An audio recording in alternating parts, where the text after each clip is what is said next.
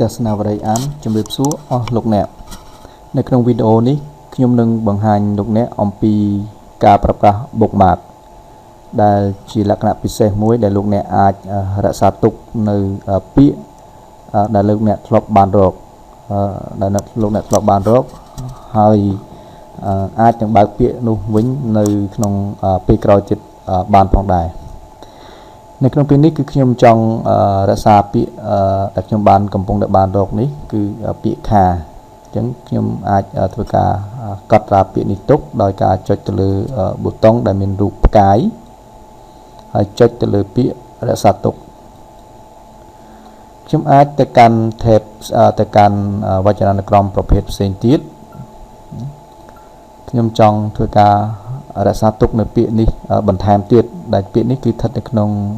វចនានុក្រមផ្នែកច្បាប់និងសេដ្ឋកិច្ចអញ្ចឹងខ្ញុំចុចទៅលើពាក្យរក្សាទុកហើយខ្ញុំក៏អាចធ្វើការទៅកាន់វចនានុក្រមប្រភេទផ្សេងទៀតផងដែរខ្ញុំឧទាហរណ៍ខ្ញុំចូលទៅកាន់រូបភាពតាក់ទងនៅផ្នែកបណ្ណាគារខ្ញុំជ្រើសរើសពាក្យណាមួយហើយខ្ញុំចង់ bookmark ដាក់ពាក្យនឹងទុករក្សាពាក្យនឹងទុកគឺខ្ញុំចុចទៅលើប៊ូតុងដែលមានពាក្យផ្កាយហើយចុចទៅលើពាក្យរក្សាទុកតាមរយៈវីដេអូមិញនេះគឺខ្ញុំកំពុងតែបានបង្ហាញអស់លោកអ្នកអំពីការរក្សាទុកពាក្យចំនួន3ពាក្យគឺមានពាក្យដែលស្ថិតនៅក្នុងវចនានុក្រមពាក្យធម្មតាខាវចនានុក្រមតាក់ទងនឹងផ្នែកច្បាប់សេដ្ឋកិច្ចគឺពាក្យ drug on the market ហើយនឹងវចនានុក្រមដែលតាក់ទងទៅនឹងផ្នែករូបភាពលោកអ្នកអាចនឹងធ្វើការបើកពាក្យដែលលោកអ្នកធ្លាប់បានរក្សាទុកនៅក្នុង bookmark នោះដែលគ្រាន់តែចុចទៅលើប៊ូតុងសញ្ញាផ្កាយនឹង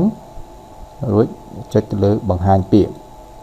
ពេលនោះលោកអ្នកនឹងបានឃើញប្រអប់មួយបង្ហាញដោយមាន2 list box គឺប្រអប់ទី1នេះគឺបង្ហាញនៅប្រភេទនៃវចនានុក្រមដែលលោកអ្នកធ្លាប់បានរក្សាពាក្យទុកដែលមិញគឺយើងបានរក្សាពាក្យទុកក្នុងវចនានុក្រមទាំង3ប្រភេទហ្នឹងគឺមានពាក្យធម្មតាច្បាប់សេដ្ឋកិច្ចលោកអ្នកអាចនឹងបើកមើលពាក្យដែលលោកអ្នកធ្លាប់បានរក្សាទុកនៅក្នុងទៅតាមប្រភេទវចនានុក្រមនីមួយៗដែលចុចទៅលើឈ្មោះនៃវចនានុក្រមនោះឧទាហរណ៍ខ្ញុំចុចទៅលើវចនានុក្រមពាក្យធម្មតាពេលនោះវានឹងបង្ហាញពាក្យដែលលោកអ្នកបានរក្សាទុកដែលស្ថិតនៅក្នុងប្រភេទវចនានុក្រមពាក្យធម្មតាមិញគឺយើងបានរក្សាទុកពាក្យខាលោកអ្នកអាចនឹងដឹងនិយមចង់មើលនិយមន័យនៃពាក្យខានោះបានដែលគ្រាន់តែយកម៉ៅចុចទៅលើពាក្យដែលលោកអ្នកចង់មើលនិយមន័យពេលនោះនៅក្នុងប្រអប់វចនានុក្រមធំនេះគឺនឹងបង្ហាញនៅនិយមន័យដែលតាក់ទងទៅនឹងពាក្យខាដែលលោកអ្នកបានចុចឲ្យមិញយើងអាចចុចទៅលើវចនានុក្រមប្រភេទផ្សេងទៀតនៅក្នុងប្រអប់ bookmark ហ្នឹងយើងឃើញនេះគឺជាពាក្យដែលរក្សាទុកនៅក្នុងផ្នែកច្បាប់និងសេដ្ឋកិច្ចលោកអ្នកអាចចុចទៅលើវាហើយវានឹងបង្ហាញនៅនិយមន័យនៅក្នុងវចនានុក្រមលោកអ្នកខ្ញុំនឹងធ្វើការចុចទៅលើវចនានុក្រមប្រភេទរូបភាពដែលបានរក្សាទុកពាក្យមិញគឺតកតទៅនឹង background ហើយពេលនេះគឺវាកំពុងតែបង្ហាញឲ្យយើងឃើញនៅរូបភាពនៃពាក្យហ្នឹងលោកអ្នកអាចធ្វើការលុបនៅពាក្យណាមួយក្នុងប្រភេទ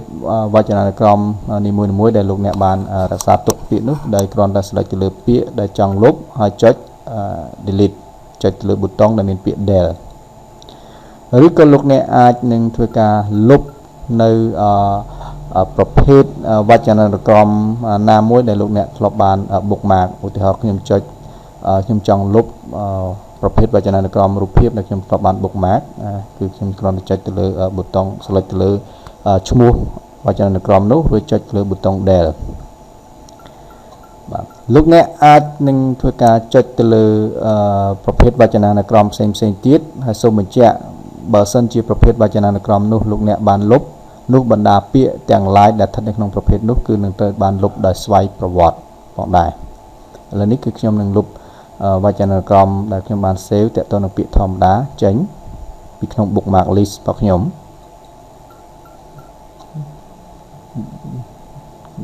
លោកអ្នក នឹងបានឃើញនៅសល់តែផ្នែកច្បាប់និងសេដ្ឋកិច្ចដែលឥឡូវនេះគឺខ្ញុំនឹងធ្វើការលុបមួយទៀតនៅពេលនេះគឺ list នៃ bookmark របស់លោកអ្នកគឺត្រូវបានគ្មានអ្វីដែលត្រូវបានបង្ហាញលោកអ្នកទៀតទេដោយសារតែពាក្យក៏ដូចជាប្រភេទវចនានុក្រមដែលលោកអ្នកបាន bookmark នោះគឺត្រូវបានលុបចេញពីវារួចអស់ទៅហើយ